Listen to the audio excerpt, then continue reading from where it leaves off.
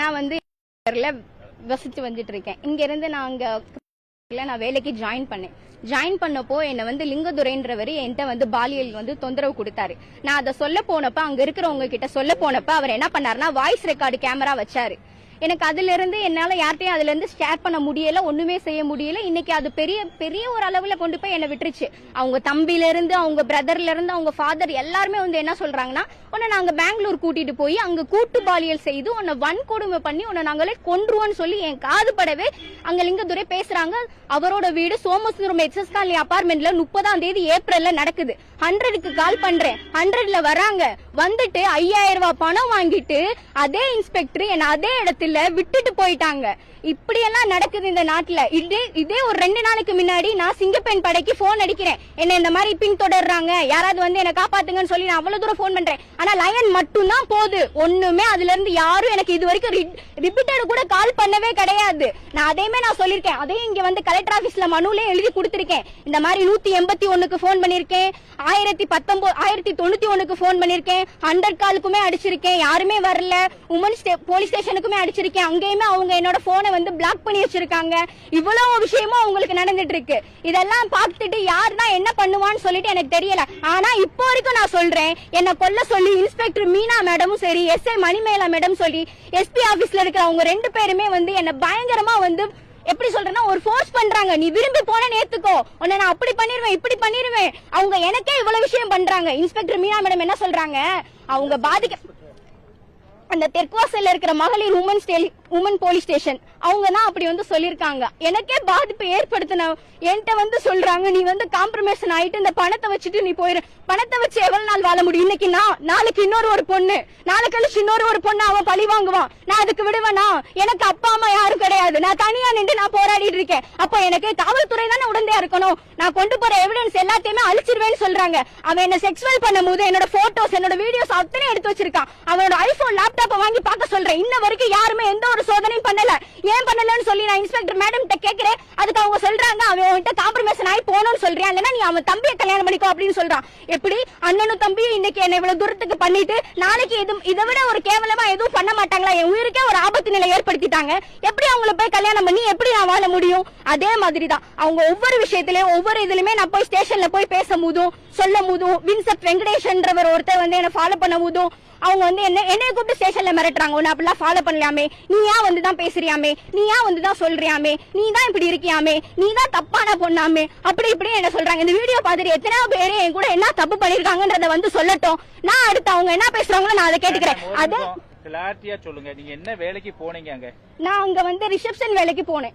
சரி, அங்க என்ன ரிசப்ஷன் வேலைக்கு நான் போயிருந்தேன். ஒரு நாள் என்கிட்ட கணக்கு ஒப்படைக்க சொல்லி அந்த லிங்கதுரை வந்து என்கிட்ட கொடுத்தாரு. அன்னைக்கு மணி சாரு இருந்தாரு.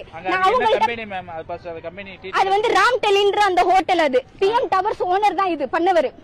அதனால பிஎம் டவர்ல ராம் டெலின்னு ஹோட்டல் இருக்கு. அங்க ரிசப்ஷன் வேலைக்கு தான் நான் சேர்ந்தேன். சேரும் போது அங்க மணி சார்னு ஒருத்தர் இருக்காரு, அவங்கள்ட்ட தான் நான் கணக்கெல்லாம் கொடுப்பேன், எப்பவும் எல்லாமே பண்ணுவேன். இவர் என்ன சொன்னாருன்னா, நீ வீட்டுக்கு வந்து என்கிட்ட பணத்தை கொடுத்துட்டு போன்னு சொல்ல நான் வீட்டுக்கு அங்க போனப்ப நான் குடும்பமா தான் இருக்கேன், என் வீட்டுல எல்லாரும் இருக்காங்க அப்படின்னு சொன்னாங்க. அங்க பார்த்தா யாருமே இல்ல, இவங்களும் ஒரு தம்பி தான் இருந்தாங்க. நான் அப்படி இருந்து நான் அவங்களை தடுக்க தான் முயற்சித்தேன். ஆனாலும் அவங்க என்ன பண்ணிட்டாங்கன்னா, எனக்கு மயக்க மருந்து கொடுத்து என்ன எல்லாமே பண்ணிட்டாங்க. எல்லாமே பண்ணதை எடுத்து வச்சுட்டு அந்த வீடியோ அந்த போட்டோ எல்லாத்தையுமே வச்சுட்டு நான் ஸ்டேஷன்ல போய் கேட்கும் போது எனக்கு வீடியோவை மட்டும் வாங்கி கொடுங்க அப்படின்னு தான் நான் சொன்னேன். ஆனா அதை பண்ணவே மாட்டாங்க, யாருமே அதை பண்ண மாட்டாங்க. அப்படி ஒரு வீடியோவே இல்ல, நீயா தான் பொய்யா கிரியேட் பண்ற அப்படின்னு சொல்லி பேசுறாங்க. அது எந்த விதத்துல நியாயம்? பாதிக்கப்பட்ட பெண்ணு நான் நாளைக்கு செத்து போயிட்டு நான் உயிரோட இருந்து இவ்வளவு தூரம் போராடும் போதே எனக்கு வந்து நியாயம் கிடைக்கல. நாளைக்கு இப்ப வெளியே போனா கூட எனக்கு கொல்றதுக்கு 1000 பேர் இருக்காங்க.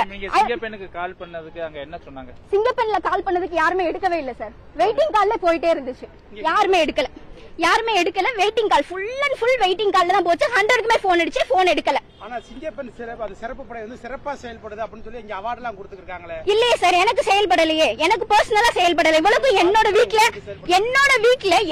வீட்டுக்கிட்ட பக்கத்துல நிக்கிறவங்களே எனக்கு வந்து உதவல. இதுக்கு மேல வேற என்ன வேணும்? நீங்க உடனே போலீஸ் ஸ்டேஷன் போனா போலீஸ் ஸ்டேஷன்ல என்ன சொன்னாங்க? போலீஸ் ஸ்டேஷனுக்கு போனா அவங்க என்ன சொல்றாங்க, நீங்க காம்ப்ரமைசன் ஆகி காசை வாங்கிட்டு போய்க்கோங்க. எதுக்கு போய் இதெல்லாம் பண்றீங்க? போலீஸ் ஸ்டேஷன் போனீங்க? மகளிர் காவல் நிலையத்தில் இருக்கிறவங்க அந்த இன்ஸ்பெக்டர் மீனா மேடம் நிறைய இருக்குது. தெற்கு வாசல் பக்கத்துல இருக்குல்ல, அதுதான். AWPSன்னு சொல்லுவாங்க அங்கதான். இப்ப தமிழக முதல்வர் விஜய்க்கு நீங்க வைக்கக்கூடிய கோரிக்கை என்ன? நான் வைக்கக்கூடிய கோரிக்கை என்னன்னா, சிங்கப்பெண் செயல் திட்டம் சரியான செயல்படுது அப்படின்னா இந்த விஷயத்துல இருந்து எனக்கு நியாயமான பதில் மட்டும் வாங்கி கொடுங்க. நான் கண்டிப்பா நான் வைக்கிறேன். எனக்கு நியாயமான ஒரு கேள்வி, இதை தப்பு பண்ணவங்கள தண்டிக்கணும். மெயின் விஷயம் அதுதான். பாலியல் தொல்லை கொடுக்கிறவன அவனை தண்டிக்கணும். அதுதான் என்னோட கோரிக்கை. என் உயிரே போனாலும் கூட பரவாயில்ல, அது சாகுறத நான் பார்க்கணும். இல்லைன்னா அவனுக்கு தண்டனை வாங்கி கொடுக்கணும். அப்பதான் என்னோட மனசு சரி, நான் உடல்நிலையும் மன வழியில நான் அவ்வளவு தூரம் நான் பாதிக்கப்பட்டு நான் பேசுறேன். ஏன் இது யாருக்குமே புரிய மாட்டேங்குது? பணம் பெரிய விஷயமே இல்ல. பணம் இந்த உலகத்துல முக்கியம் கிடையாது.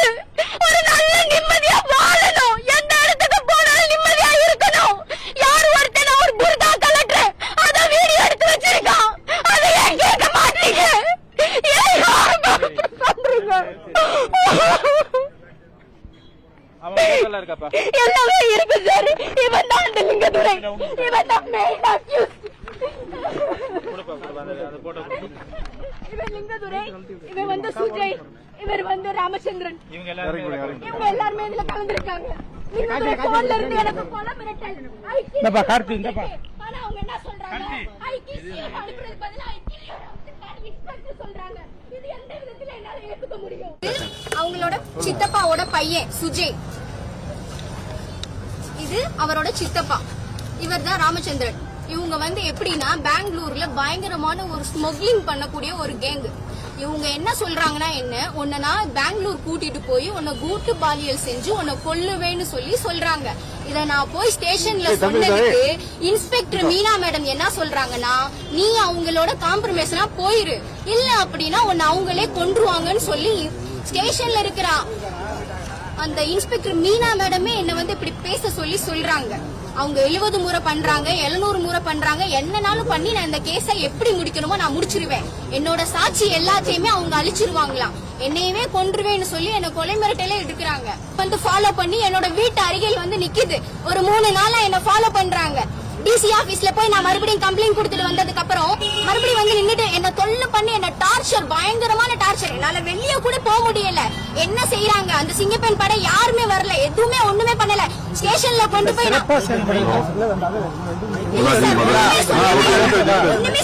ஒண்ணுமே